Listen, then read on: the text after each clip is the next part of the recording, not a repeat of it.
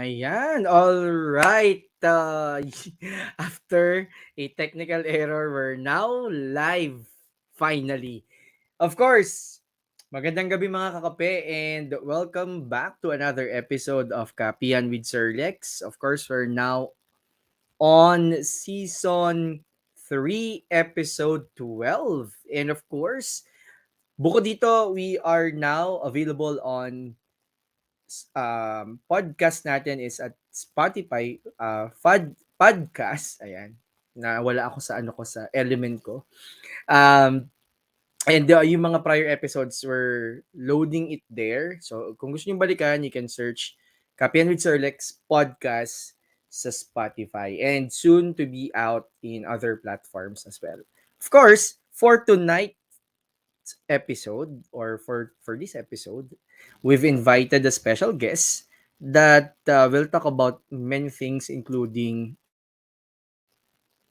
data, supply chain, presentation skills probably because reading on the piece of information that was hand over to me, ito yung mga nakita ko na strengths niya. So without further ado, please help me welcoming our guest. But before that, I'll be reading some of her career highlights. Ayan, no?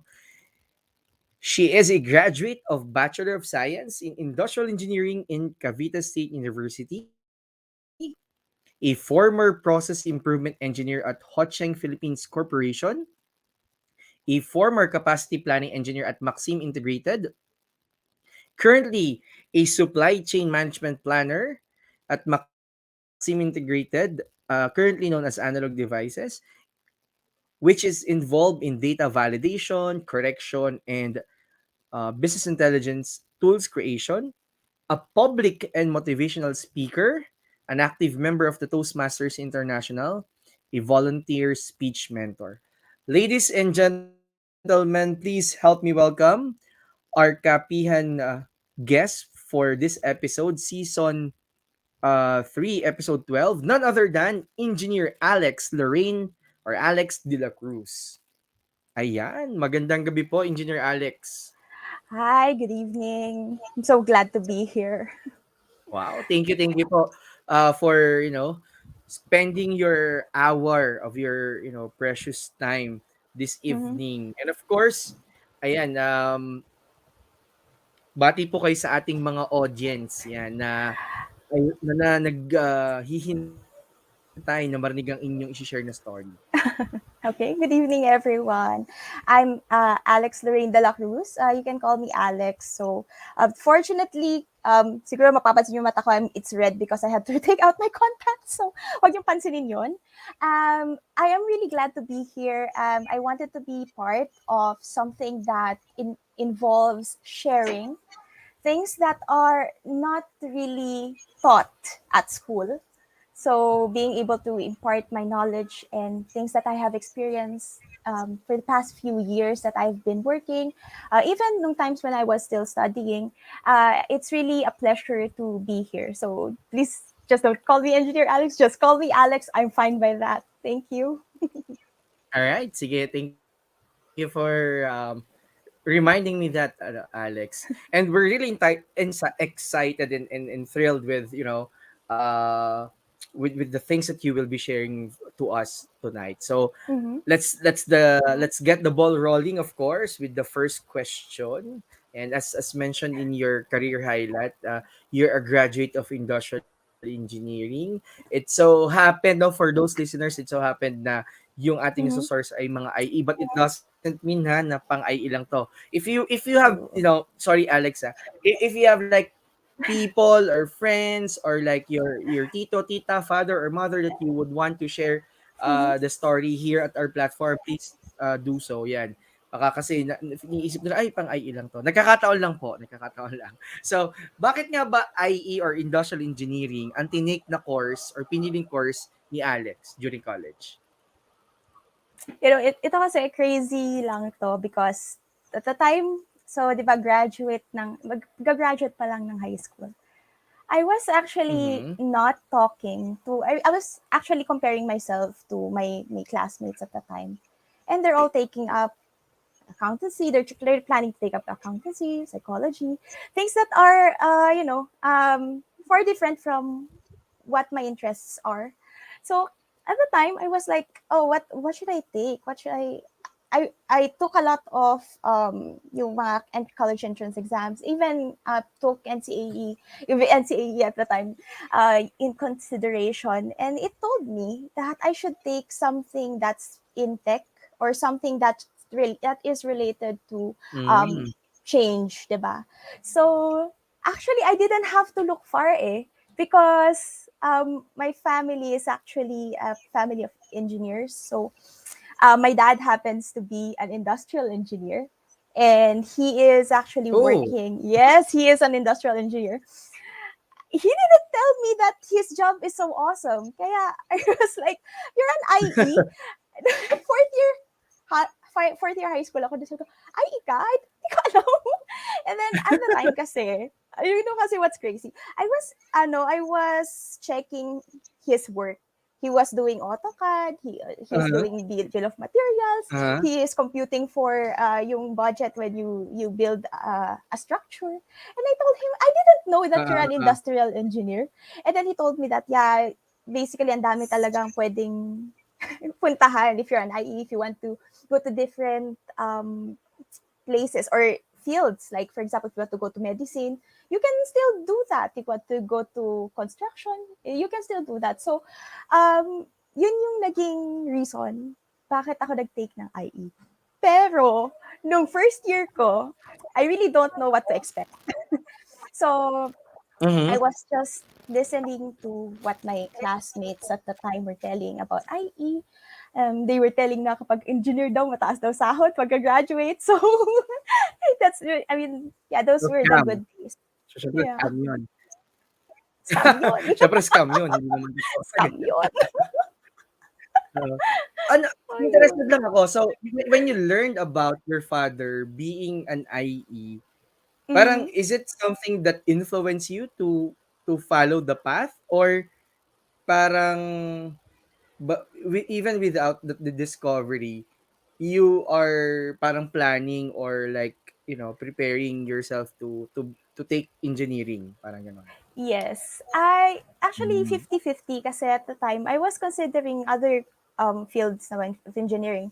Mm. Particularly I was considering chemical engineering, but right now Uy, wala naman pareho siya sa tayo. kandidato.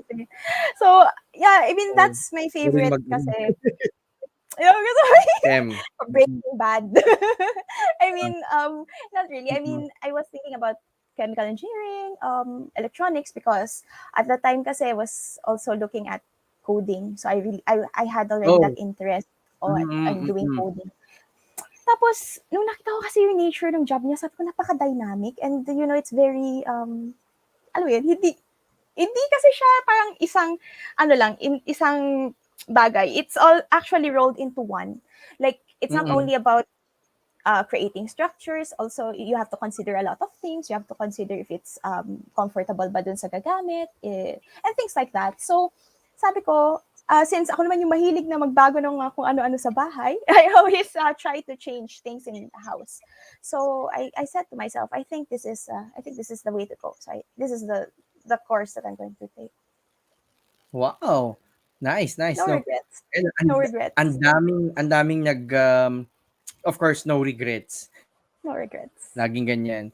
Um, ang maririnig mo from a fellow IE. Of course, hindi po 'to, I don't want to sound bias kasi may mga nagsasabi, "Yung bang kapihan pang IE lang ba yun?" So, nagkakataon lang siguro yung napapanood mo IE yung guest. Pero hindi ibig sabihin nun IE lang yung puwedeng mag-guest kasi these are all about stories. But anyway, that's actually a good Mm-hmm. story.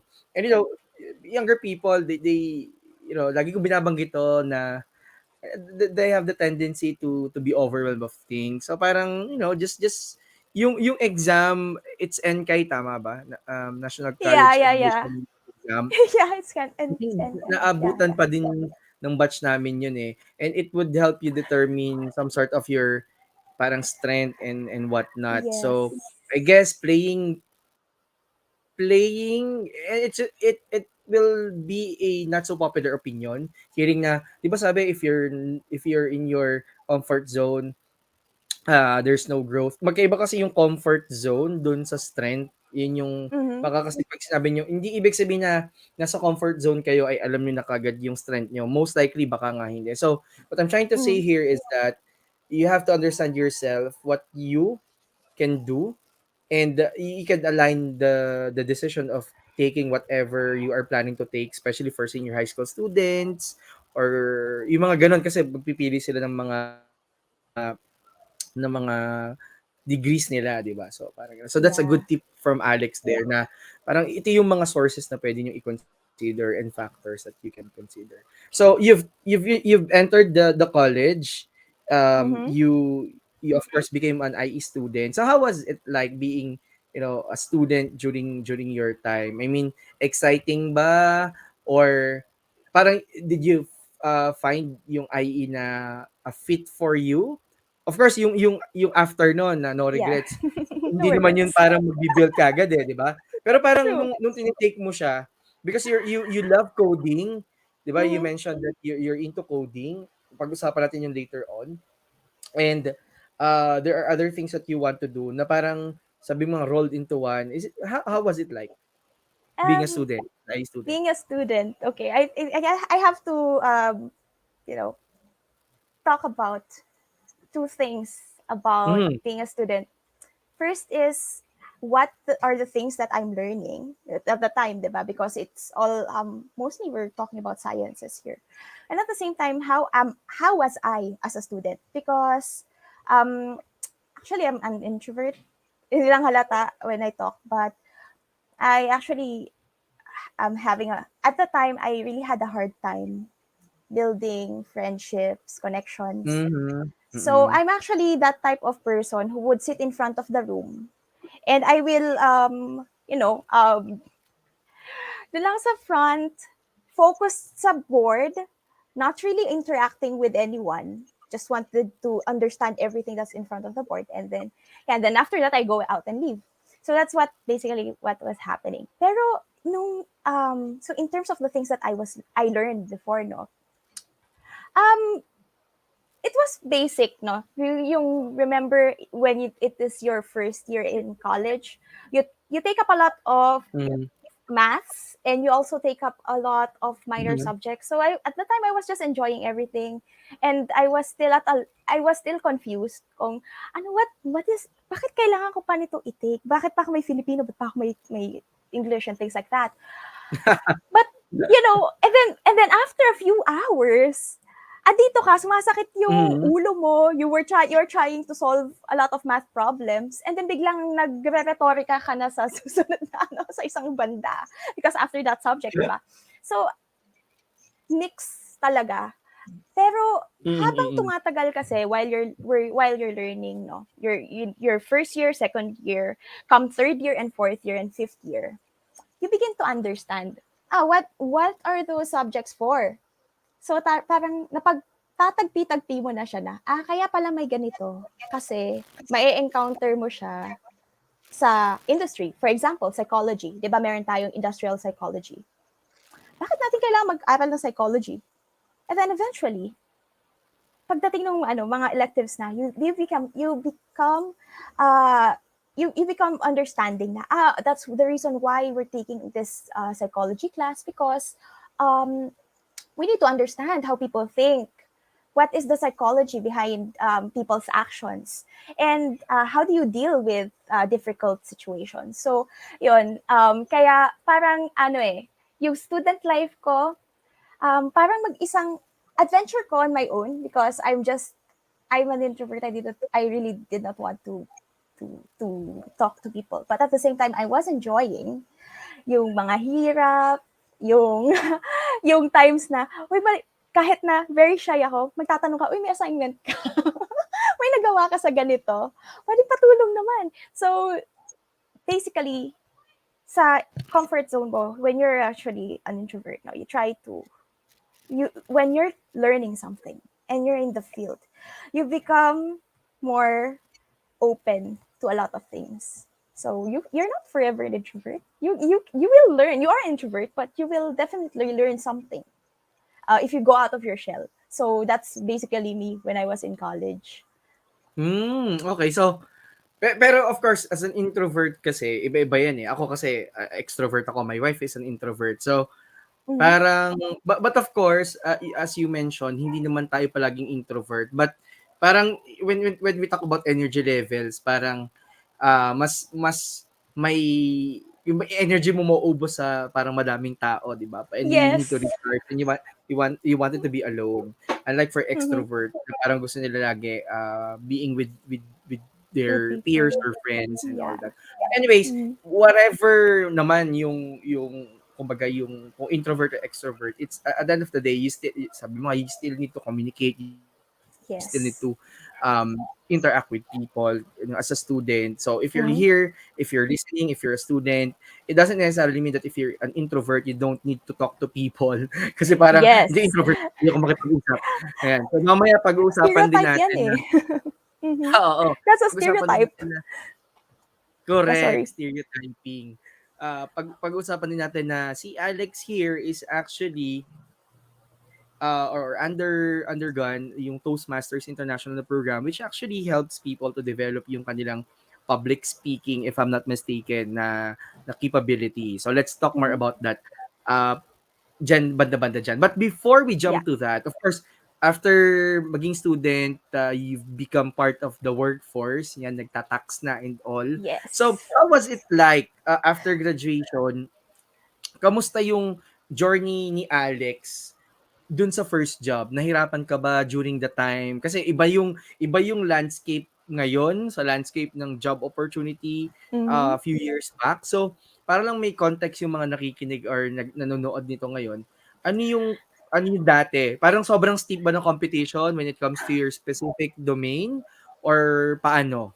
Can you tell us some insights about it? Oh yeah, okay. So nung nag-start kasi, so come graduation, you're dressed up nicely, makeup ka pa, and then you get your diploma. After that, we call ourselves jobless. Kami na yung mga unemployed at the time kasi 'di ba um transition from being a Mhm. student and then from being unemployed because you don't have a job yet. So Correct. ang hirap. It's actually not just a transition on how what you were at the time you were a student, no, and then you become an adult abruptly after graduation. You're an Mhm, as you're mhm, an uh, you're an adult abruptly, mhm, So mhm. it's not just that. There's actually an impact psychologically when you do parang nag-transition ka na to that because you will see a lot of competitions. You will see your classmates, they're trying out this industry, or they're trying out this company, and then you will say na, oh, bakit ganito, si ganito, na-hire sa ganitong company, maganda daw doon, bakit ganun. So a lot of chitter-chatter, gossip na bakit ganon na, oh, si may mas maganda yung job and mga ganon. So, Yun. it's Yung anak ni really ano, ganito, competitive. Yeah, ganyan. exactly. And it's very Those days, competitive.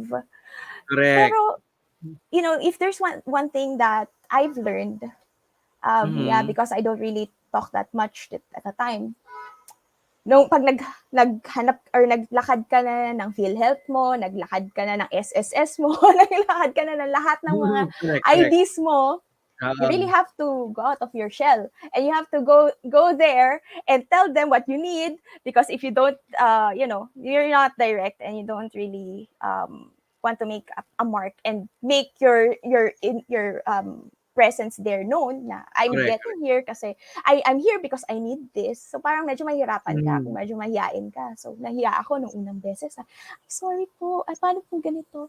But then again, you have to be prepared. So at the time kasi wala rin kaming internet nung time na nung gumraduate ako. Hindi ganun kalakas yung internet and hindi mabilis.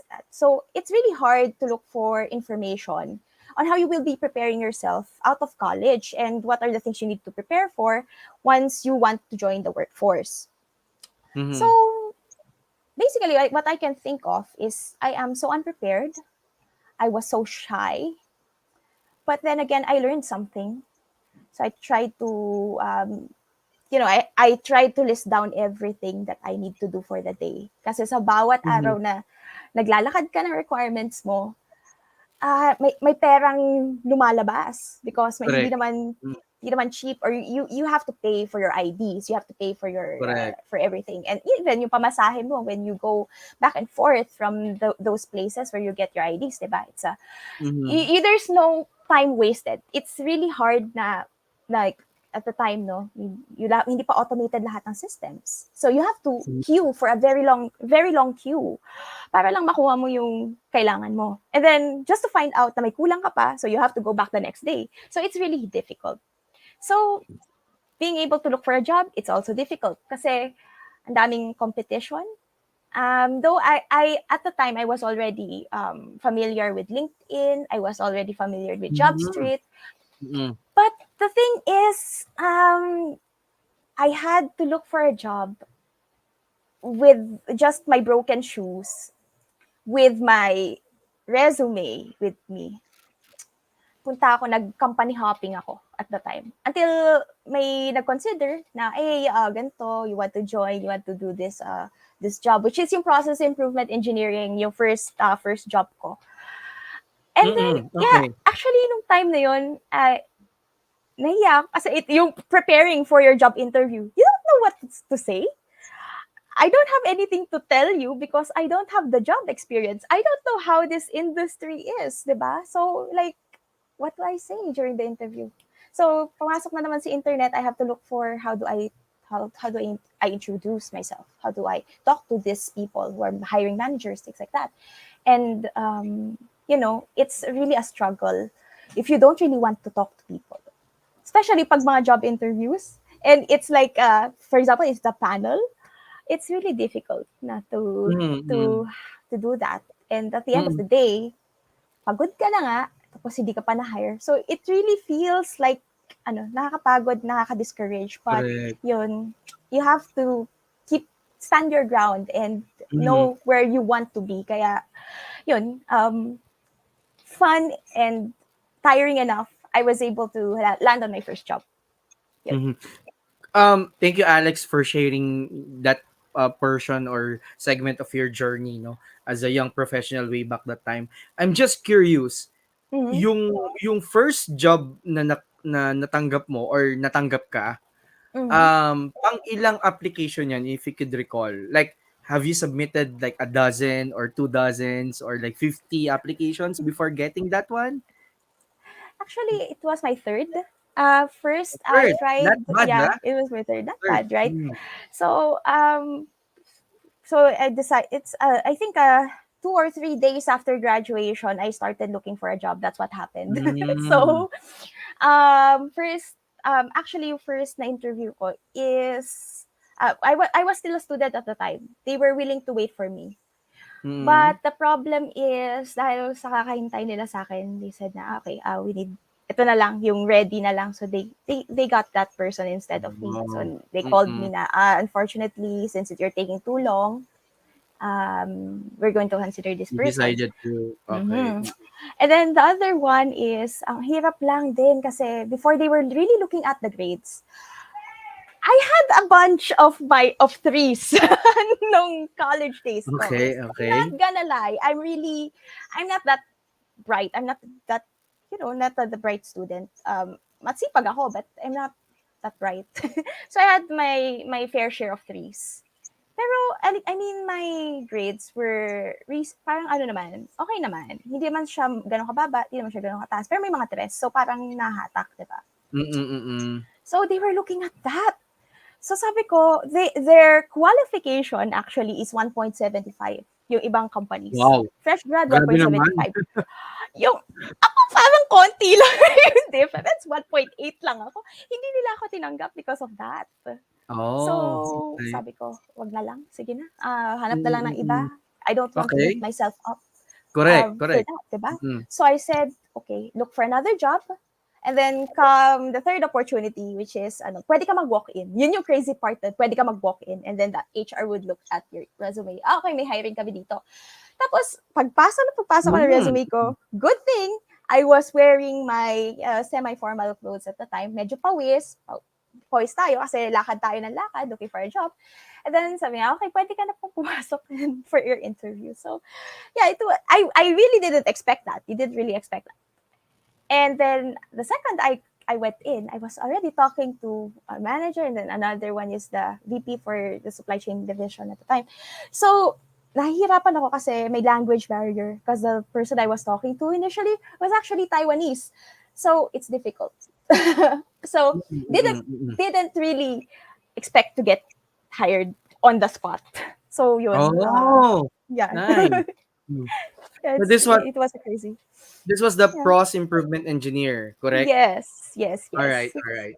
So can you give us a little bit of an idea what is, the typical day, a day in the life of a pros improvement engineer in Mm, your context?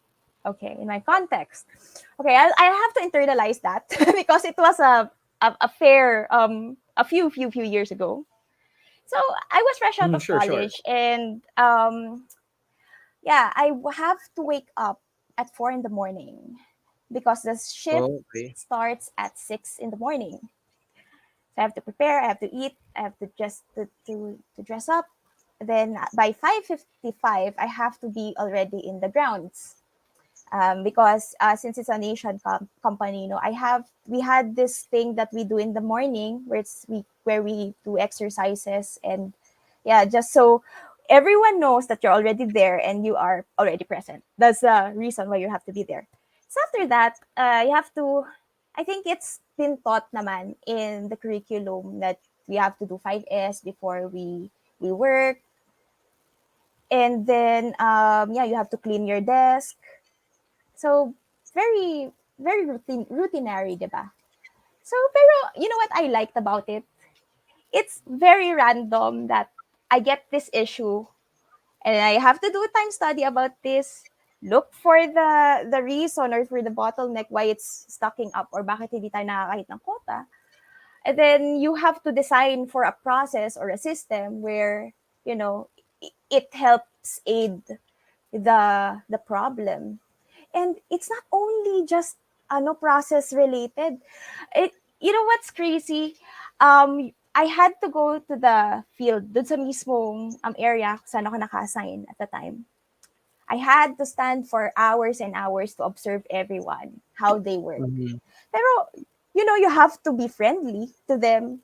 Kasi, or else, if they know that you are doing time study, babagalan nila yung trabaho nila. Kasi you're trying to do a benchmark, diba?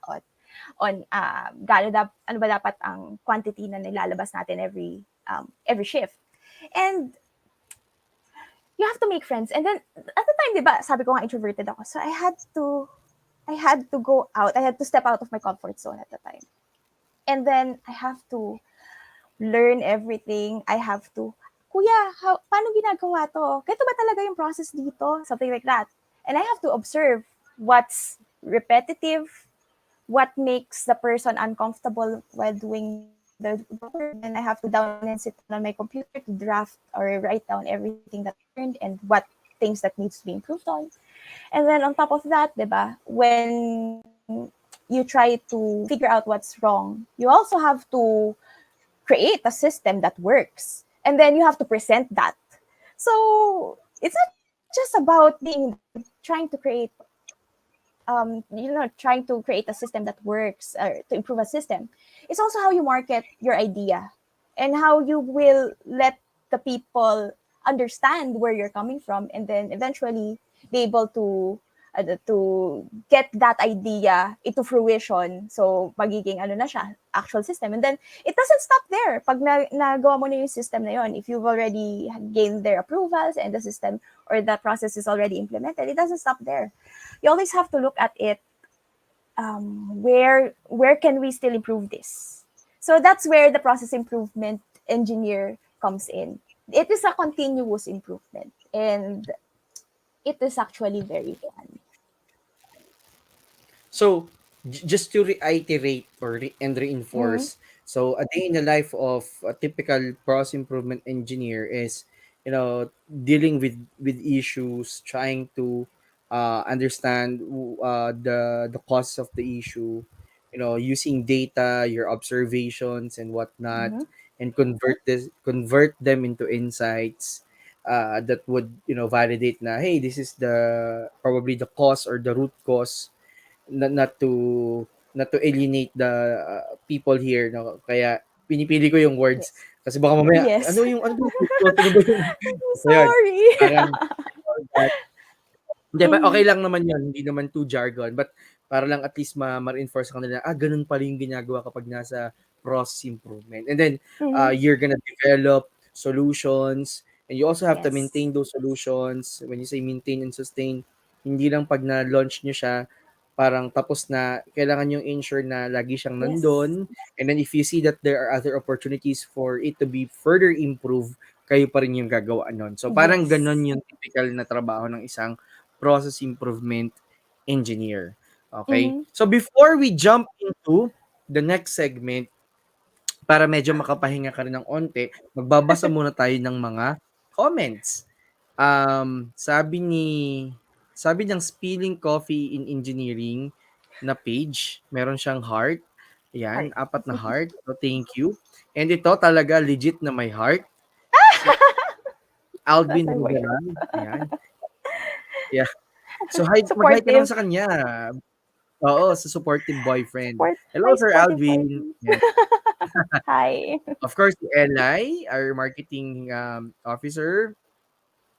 And ayan, sabi ni James from LinkedIn, sobrang hirap makipag-deal sa tao. Magandang business idea ang charger ng social Yes. battery.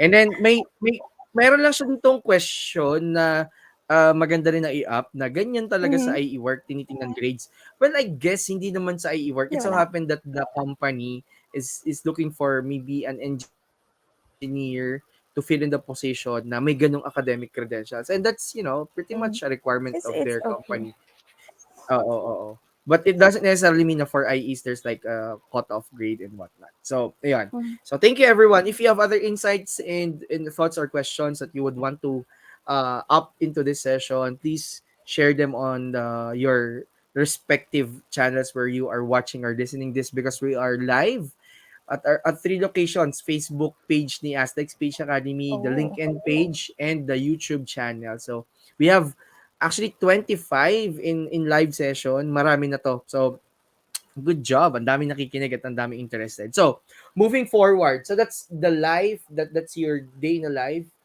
of a process improvement engineer. So, how about when I think it took you 1 year, you Yes. spent 1 year on that job, and Less then than a year. parang you then transfer to Maxim Integrated Mm-hmm. or analog devices na Yeah. as capacity engineer, correct? Mm-hmm. So ano naman yung capacity engineer? Ano Okay. very quickly, ano yung parang day in the life niya para meron ng context yung dulo na okay, supply chain, and then we're gonna focus the discussion on that. Okay. So, daily life of a capacity engineer, basically, yung job ko doon is to make sure that I have enough resources to feed off yung supply and the demand.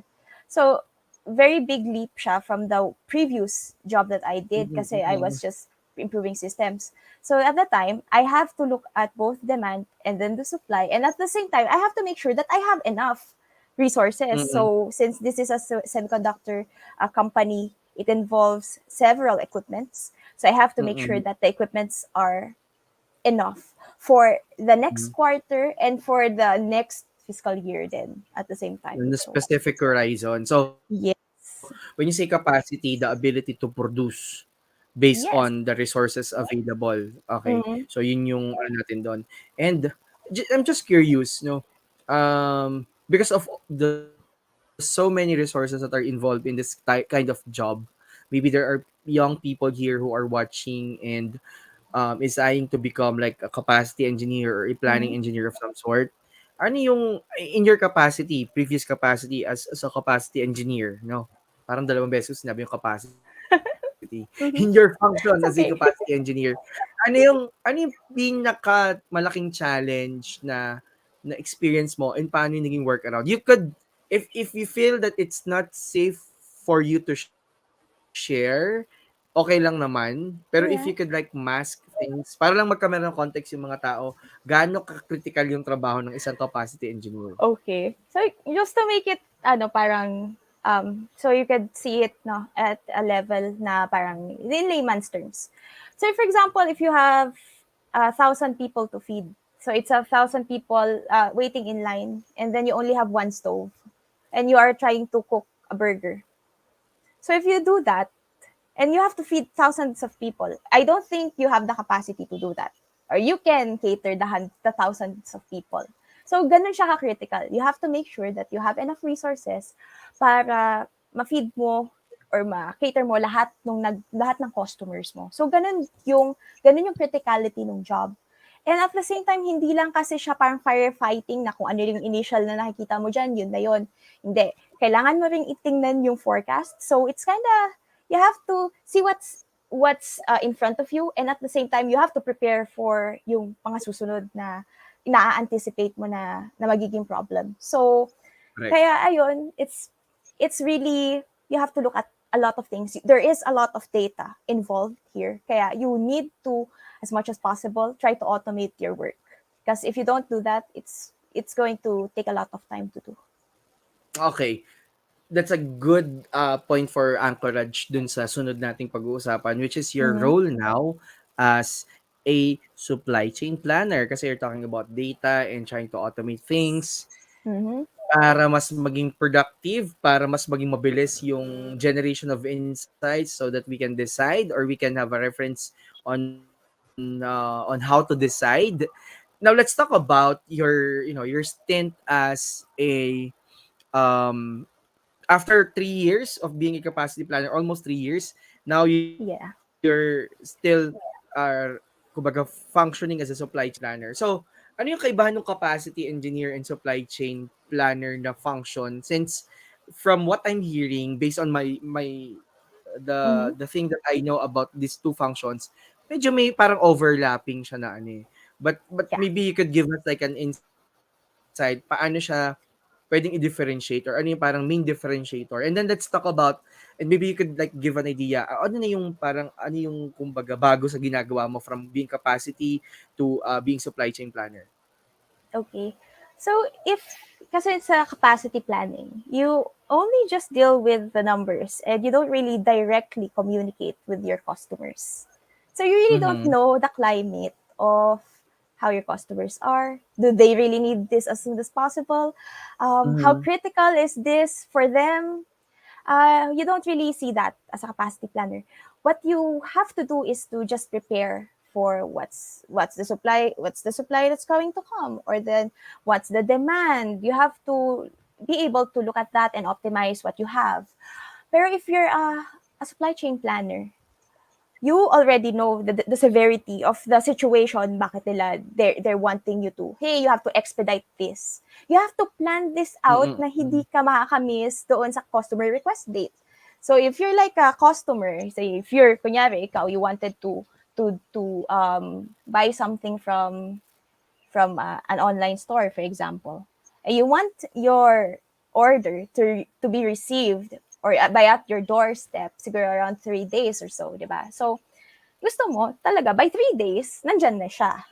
So, there are instances kasi in the industry or where yung sa function ko that we can't do that because of certain constraints. There are certain roadblocks that are preventing us to deliver. So, there are times that nakaka-stress talaga siya. If you get to think that the customer is already screaming, they really need this now. So what do you do? What can you do to help them receive that? Be able to be informed. Let them be informed that this is taken care of and this is being looked at by the company. So you always have to, kasi in capacity planning, you really don't have like a customer to delight. But in a supply chain planning view, or supply chain planner's view, the thing that you want to hit is to make sure that the customer is always delighted. So yeah, that's basically the difference. Right? So you have now the visibility of the criticality of things. Parang Yes. yung sinasabi natin dito, because I've worked also in an environment similar to uh, where I function as somehow maybe in the supply chain. It's logistics, pero yung role talaga is really try to satisfy the requirements of these stakeholders as based on may mga tinatawag pa yan 7 R's eh. Right right product, right time, right quantity, right quality, yung 7 R's na yun. So parang because that's what the customer needs at that Mm-hmm. particular segment or time or whatnot. So yun yung kaibahan. So when you hear when we talk about supply chain, yun nga, madaming factors but ang main function mo is to really make that happen whatever Yes. that requirement Yes. is. So yun yung that's why you're gonna talk the introvert in you have to talk to so many people, Yes. so many Exactly. stakeholders.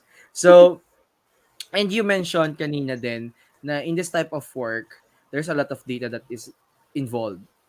For Yes. example, forecast. Yung forecast, for those who are not yet familiar, ito yung parang projection ng ano yung kailangan ng isang customer, let's say. Mm-hmm. So, yun, plus ano yung meron kayo sa loob ng organization. Yung meron na yon ibig sabihin, either ipoproduce pa lang or pinroduce na. Kung ipoproduce, marami pa ulit factor. So just imagine so many data that is involved. So you mentioned part of your capacity and functionality is to collect this data, Mm-hmm. probably clean it, check it if there are like issues or parang try to figure out what are the errors and try to extract the errors, Mm-hmm. make sense of the data and then decide. And that's typically, if I'm not mistaken, the whole life cycle of what data analytics looks like. Okay. And Mm-hmm. you mentioned about coding kanina. I want to relate. Yung coding na, I mean, ngayon, you have the data and all that. Nagagamit mo ba yung pagko-code? Kasi you also mentioned about automating, and Mm-hmm. I would guess that this automation would involve like visual or macros, something like that. Yes. Mm-hmm. Excel. Hinuhulaan ko lang kasi I'm trying to, trying to weave Yeah. things out. So Mm-hmm. can you share yung kumbaga I would guess this is an initiative, personal Mm-hmm. initiative of you to do these things because you want to be more productive in the job that you're doing. So can you Yes. share parang ano yung mga ganon moments mo? Para lang yung mga nanonood dito na parang part pala yun ng trabaho, hindi pala ano lang, hindi Yeah. pala ano. I mean, Mm-hmm. because this will really help you. So I want to hear it as you share it yung mga ganong instances. Okay. So, so initially when I started and I was acquainted with the types of data that I had to deal with on a daily basis. Sabi Mm. ko, ala, ang dami nito, thousands and thousands of rows. So, yeah, yung initially I wasn't really that good in Excel. So, that's the time na I really have to learn it. Sabi ko ganun. Kasi, I can't do this manually. Isa-isa kong gagawa ng formula. No, I don't think I have the bandwidth to do that. So, napilitan ako. Totaling napilitan ako na kailangan kong aralin to para mapabilis yung job. And at the same time, I had to create. So, initially, di ba, hindi ako ganun kagaling. So, I had to look at websites na that teach those techniques in Excel. You have to do macros, you have to do yung VLOOKUP na parang, wow, ang magical. Kasi especially if you're new, when you're Mm. sa Excel. And then you do VLOOKUP. And then sabi, wow, ba't ganun? Ang bilis, nandito lahat ng data na hinahanap ko, hindi ko na kailangan isa-isahin. So, yung may mga magical moments na ganun. Magical moments of discovery, as I would call it. So, eventually, I got the hang of the job.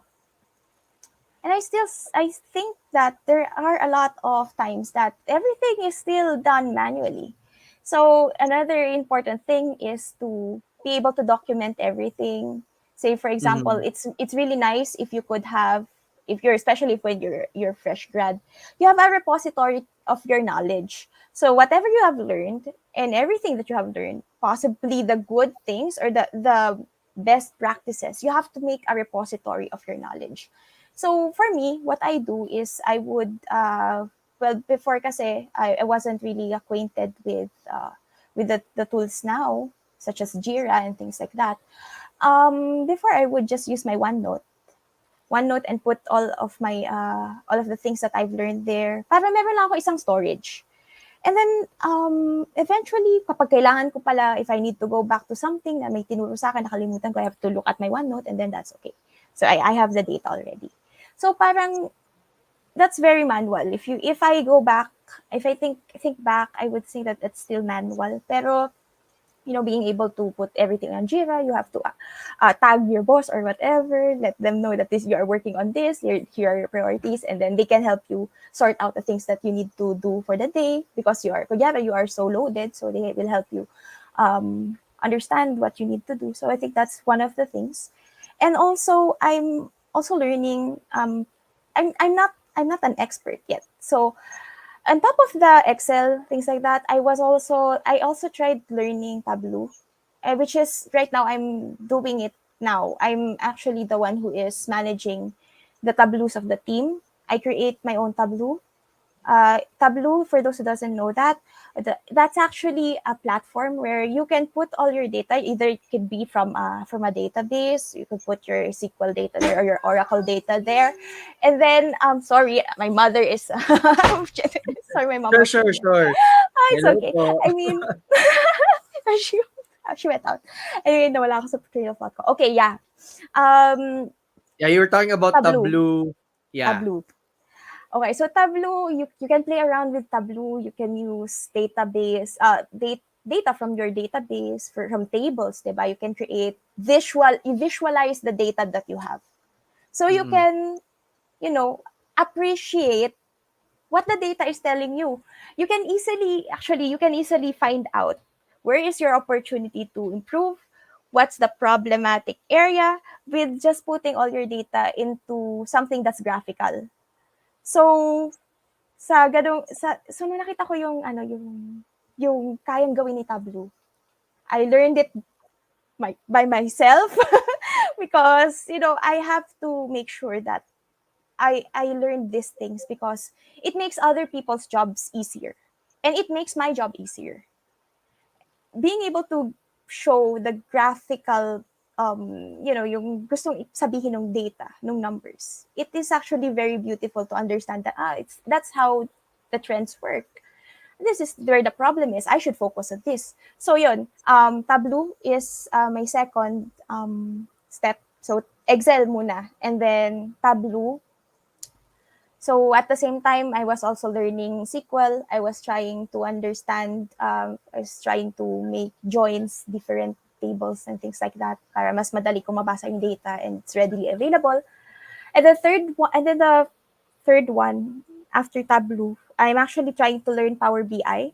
So, what's good about the internet is you can find a lot of tools where you can find these people who will help you learn these things. And on Facebook, even there are actually a lot of groups, support groups that helps in data analytics, how you would start off with Power BI and things like that. So it's very accessible. Everything is on the internet.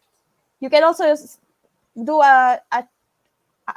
ask questions sa chat GPT and things like that, and you can already have those answers. It will help you learn a lot of things. So yeah, I mean, being able to you have to be resourceful first. You have to have that mindset that you don't settle for the status quo, and you are thirsty for changing a lot of things, making things better before you delve into a lot of tools that makes your job better and makes other people's job better. So I think that's my take on data analytics. Yeah, and correct. No, I can still remember my days as a technical assistant for the whole South Luzon operations. I'm dealing a lot of data every day. I have to generate a report. It's repetitive, and there was a time that I was forced to learn things if I want to make my life easier. So parang ganon. Yeah. We are being pushed from our our safe zone or comfort zone by these things that necessitate us to do things even we at first we recognize and accepted na hindi ko ito alam, wala akong parang hindi mo naman plano before, pero dahil nandiyan na, kailangan na, you have to learn. And when you Yes. learned it, you'll get a hang of it. Ang mangyayari doon, yung proseso ng, teka lang, may pwede pang gawing kakaiba dito or pwede pang Mm-hmm. i-level up to eh. Diba? Yeah. So, and I've posted kanina, I don't know if you've seen na yung mga binanggit mo na mga platforms and softwares and whatnot. We have, of course, Excel. If you're here, sabi ko nga, when I was invited in a talk at BSU last time, sabi ko, Mm-hmm. nung tinanong ako, 2011, during an interview, how, um, kumbaga parang how well versed are you in Excel? So parang sabi ko 8 kasi parang ako din gumagawa ng mga charts sa reports namin dati and all. Binigyan ako ng data tapos biglang sabi niya, "O gumawa ka ng pivot table." Parang sabi ko, "Ano yung Yeah. pivot table?"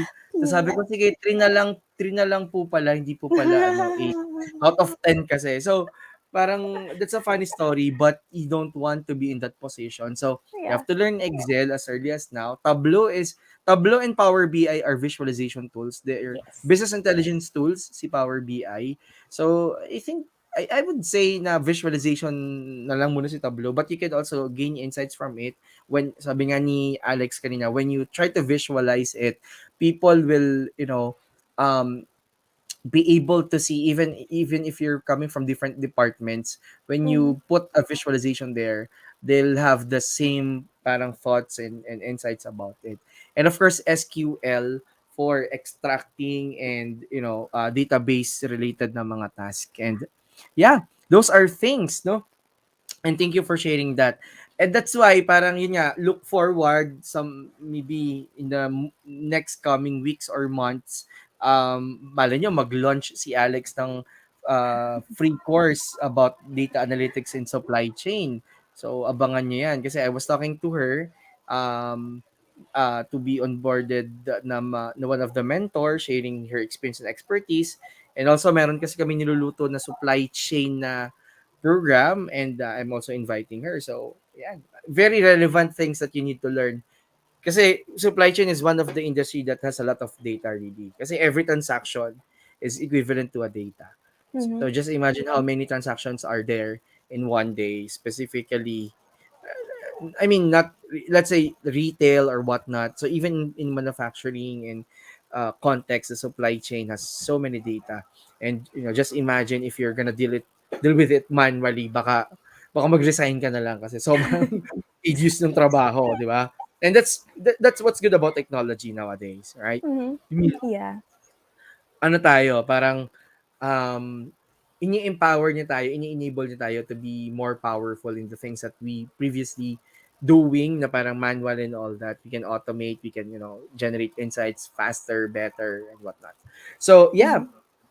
And the discussion is a very good discussion na nangyayari. And I would love to of course, read some of the comments before we go to, because of the time that we have this session on the top 3 lessons learned. So while you're trying to prepare for that, i-pull off muna kita sa screen and I'm gonna Okay. read some of the comments then. I think you can still hear it naman on the back end para lang maka-prepare ka for the top 3 lessons learned, which is the next segment. Sige, pull in kita later after a couple of seconds. So again, that is of course Alex, our season 3 episode 12 guest for Kapihan with Sir Lex. And sobrang daming insights from her being a student, deciding on the course and thriving as a student on the first job after several applications and whatnot. And then ito nga yung trabaho niya as a supply chain. So thank you everyone. We have a lot of viewers who are interested really in the story and maybe in the things that are being shared relative to supply chain and data and whatnot. So, basahin ko lang, no? From John Timothy Villacorte at LinkedIn. I can relate with you, engineer. I am also a process improvement engineer in my current organization. Indeed, the task is very challenging, but it is also fulfilling, especially when you see that the improvement you provide is really helping the organization and the employees. Good for you, John. Ayan. So, I think one of our student, Ray Cruz, sending heart reactions. Of course, Ella is tagging her, I would I would guess friends na IE din. And we also have, of course, Engineer Erickson Mupote, all the way from Singapore. Ayan, sabi niya, thanks Alex for a program like this. Made me miss my previous career and relate to current generation of IEs. Yan. Nag-entrepreneur na kasi si Engineer Mapote ngayon. So, James, Tableau is life, correct. Or data visualization is life. Yan. Of course, sa nanay ko, hello, hello, mame. So, yan, nag-good evening siya. And from YouTube, lahat ng tao may love-hate relationship with Excel. Very true. And of course, from Jordan Ray magkamit, ano ba to? Emoticon with yung hearty eyes. Yan. Thank you everyone for staying in tune with us. And I'm gonna pull into the screen again si Alex for of course ang inaabangan top 3 lessons learned. Yan. Again, thank you Alex for those good about 60 minutes of conversation. Ang bilis ng oras, right? So Yeah.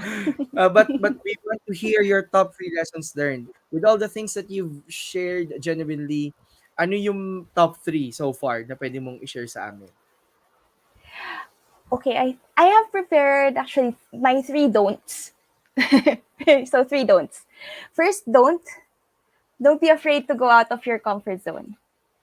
So like what I've said earlier, I am actually an introvert. Um, I really do that. Like it makes me very tired to talk to a lot of people, deal with a lot of people. But it's still good to give it a shot. Being able to go out of your comfort zone. It's actually a learning opportunity for you because you will become that person who will understand na bakit ayoko siya. Ay, hindi naman pala siya ganun ka-scary. Hindi naman pala ganun ka-intimidating yung when you talk to people. So, that's one of the don'ts. So, don't be afraid to go out of your comfort zone. Number 2, don't be afraid to question the status quo.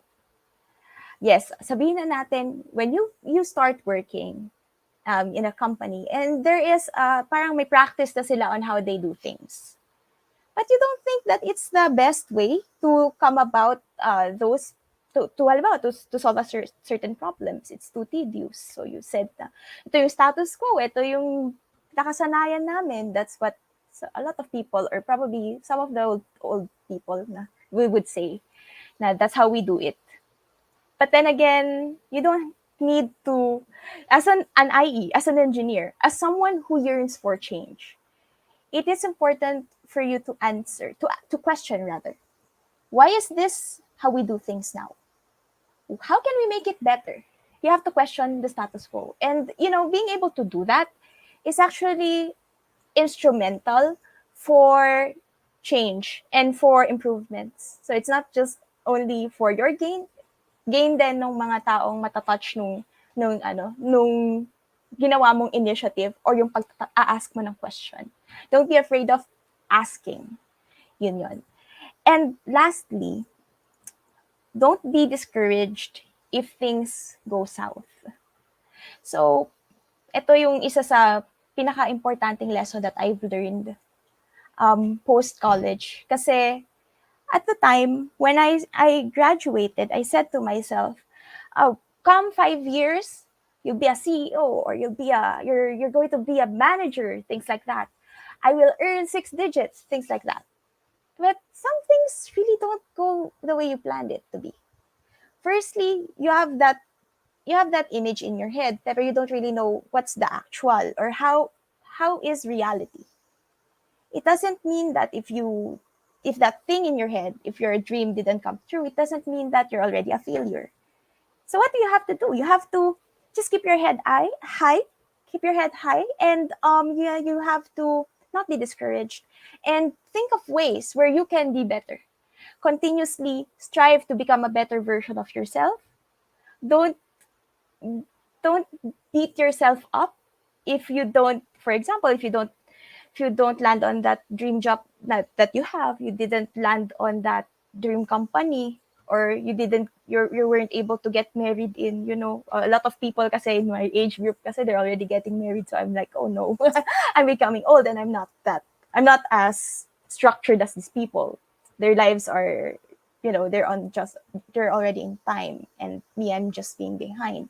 So you don't need to do that, and don't be discouraged kasi a lot of things, they will happen to you at the right time. So just keep on striving and make the best out of your time in this world, and make yourself a better version of yourself every single day. So I think that's all for me.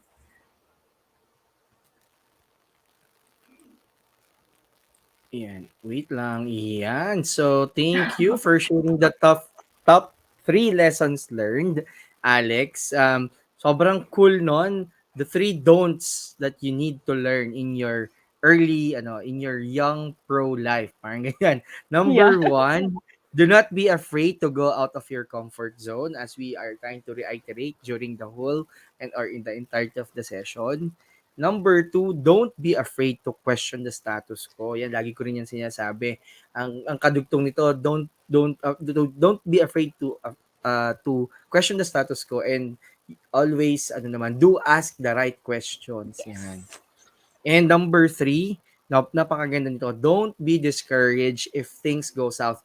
Yung hindi rin ako sobrang galing sa English, pero parang when meron kasing hindi ako naintindihan na parang idiomatic expression, nire-research ko siya kagad. So para dun sa Mm. hindi agad makakapag-research, para ma-imbibe mo yung context. When you say kasi go south, hindi siya nakaayon dun sa gusto mong puntahan, kasi usually parang north, may tinatawag tayong north star or whatnot. So parang papuntang north, forward. When you say go south, hindi siya nag-materialize based on what you are dreaming or eyeing for. So napakaganda nito kasi most of especially younger people, they have the tendency, not only younger people, but kumbaga parang we're telling this in the position that we've been there, done that, kanyan. So parang learn from us na if it's something na hindi natupad, it doesn't mean na hindi siya matutupad. 'Di ba? Parang we're sabi nga, we're not on a race. Parang it's not a race. It's really a matter of, trying to look at your own face or pacing pala. Pace, P-A-C-E Mm-hmm. pala, hindi pala F-A-C-E. Pace. So, pace, PNF problems. So It's yun, na okay. napakaganda nun, na we need not to be discouraged of the things na hindi nagiging okay, kasi parang we should learn as much as we can on that, because tatawanan mo na lang yung mga yan, and you'll say na kaya pala hindi siya natupad dati kasi ganto ganyan pala yung Yeah. naka-plan for me. So very kumbaga gandang mga nuggets of wisdom, life lessons that you've learned and shared to our audience. And thank you, Alex, for this. And before we let you go, please, any concluding words or statement to our audience? Yeah, just have fun, you have your entire lifetime to look for the things that you are actually passionate about. So if initially sabi mo, gusto ko data analytics, tapos it doesn't go your way, and hindi pala data analytics yung forte mo, it's okay.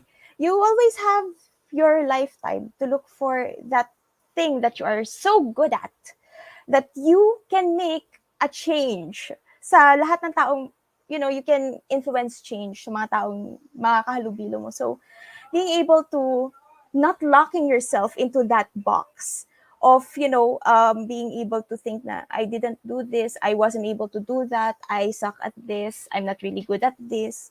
Don't lock yourself up in that train of thoughts na you're a failure. Or yeah, don't put yourself in that situation. Just learn to embrace all the failures. I know it's tough. I know it's difficult failing. Believe me, I've been through a lot of failures. But if you find that one thing that you are so good at, and being able to use that as a tool to make people's lives better, even if will take you a lifetime, it's still considered as your success. So just hold on. Yun lang. Thank you. And I'm so happy. So happy to be here. Wow, grabe yon. So I hope na-capture nating lahat yung concluding words and statement ni Alex here. So again, thank you Alex for being with us in this episode. And again, we were able to hear the experience and expertise of our season 3 episode 12 Kapihan with Sir Lex guest, none other than Engineer Alex Loraine or Alex Dela Cruz. You can Yes. also find Alex at LinkedIn kasi nasa LinkedIn profile niya ako kanina. So it's Mm-hmm. Alex Loraine de la Cruz. Ayan, I'm gonna post it here in oops, sorry, in our virtual spaces. Yan. So, Great. pwede ko yung makipag-connect dyan. Pinost natin yun sa Facebook, sa LinkedIn, and to our YouTube channel. Thank you again, Lorraine, and usap tayo offline on the Yeah. things that we are planning to do for the IE community at large and the Mm-hmm. entirety of the lifelong learners here in the Philippines. Again, maraming salamat and talk to you offline. Thank you Bye! so much. Bye bye. Ayan, maraming salamat again, Alex, our season 3, episode 12 guest for Kapihan with Sir Lex. And of course, this episode is brought to you by Aslex Speech Academy in partnership with Tuos. Data Analytics Made Easy. Pwede pa rin kayo kumuha ng 30 days trial nyo. 30 days na nga lang, tapos na yung 90 days natin. Pinoy IEs, iExcel CIE Review Center, Blessed, Startup Podcast PH, and of course, Kapihan with Sir Lex podcast now available at Spotify. Meron pa rin tayong available ng mga merchandise, the malayo na merchandise, and there are other merchandises na lalabas po in the coming days. So please continue supporting our everything that we're doing here at Aztecs PH and the communities and our partners. And with that, maraming salamat and see you soon and God bless.